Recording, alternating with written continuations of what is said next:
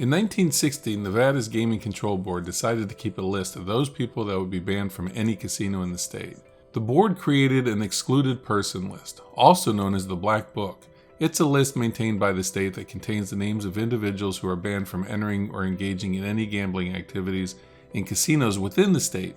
The feds were increasing pressure on state officials to do something about organized crime's influence. The Black Book was intended as a tool to help keep undesirable members of organized crime out of the casinos. 11 people made the initial list, with Chicago mob boss Sam Giancana being the most prominent name. Sam Giancana was born on May 24, 1908 in Chicago.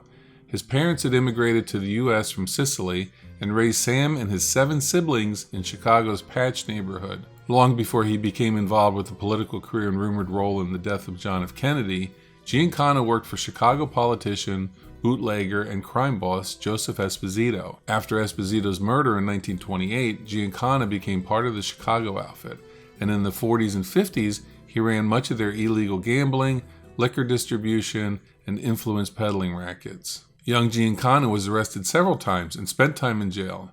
His first conviction was in 1929, when he was sentenced to 4 years in Joliet for larceny and burglary. He was released in 1932. In 1939, he was convicted of bootlegging and spent part of his sentence at Fort Leavenworth in Kansas. After his release in 1942, Giancana appears to have stepped up into a managerial level with the Chicago outfit. His first major task was to convince his superiors to go after the so-called black lottery that was thriving in Chicago. He succeeded. After threats and murder of rivals that didn't take the threat seriously, the Chicago outfit had a firm grip on all organized crime activities in the area. Giancana found himself with greater power and authority, so much so that in the pivotal year of 1957, he was named boss of the Chicago outfit and then a participant in an infamous meeting of crime bosses in upstate New York. That meeting brought together the heads of crime organizations from all over the United States. In the 1950s, Giancana, like other mobsters, began to use Vegas as a place to not only profit from legalized gambling, but launder money from their illegal ventures. Anyone who's seen the film Casino knows how the system worked. Giancana was in on the skim early on. The problem for state regulators, who often looked the other way back in the 50s and 60s, was that the feds began leaning on them. The Justice Department was looking for ways to end legalized gaming. People like Giancana had the potential to give them credible reasons to get Congress to act.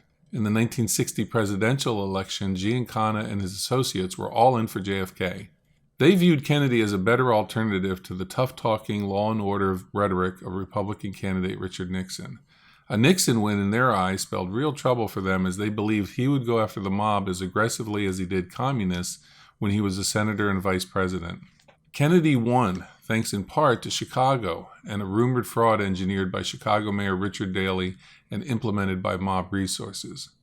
The mob expected business as usual and a hands-off approach from JFK that they believed he owed to them. What they didn't count on was RFK. The now Attorney General Bobby Kennedy had no such plans to remain hands-off. Bobby's president brother had no intention of curbing his investigations into organized crime. Giancana was livid, not only with the Kennedys, but with those that convinced him Kennedy was a safe bet. Those people included Frank Sinatra. None of this kept Giancana from continuing to do business with the government, though. In late 1960, Giancana met with former FBI agent Robert Maheu. Maheu was recruited by the CIA to try and get Mafia assistance in carrying out an assassination plot against Cuba's Fidel Castro. Maheu met with Johnny Roselli, who was the Chicago mob's point person on the West Coast. Roselli introduced Maheu to Giancana, who was introduced as Sam Gold. Long story short, the CIA wanted Castro dead, and they believed that the mob would be on board because of their feelings after losing access to Cuba when Castro overthrew Batista in 1958. Giancana and his associates facilitated several attempts on Castro's life, but they all failed. The plans came to a halt in 1961 after the failed invasion of the Bay of Pigs. Maheu later went on to become Howard Hughes' chief executive in Nevada. He confirmed his role in the attempts on Castro's life in testimony before the Church Committee in 1975. More on that committee in a bit, but first, back to Sam. Also, during this time, Sam was spending time with his friend Frank Sinatra. Frank owned a majority interest in the Cal Neva Lodge and Casino in Lake Tahoe. In 1963, Sam stayed at Frank's casino for 11 days.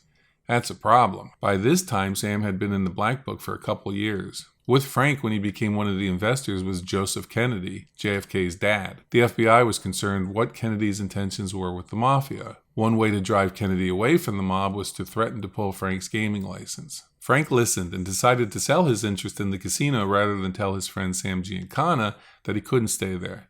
Giancana, who was already in the Black Book, reportedly had a 13% stake in the casino through a proxy. I hope you're keeping up with all this.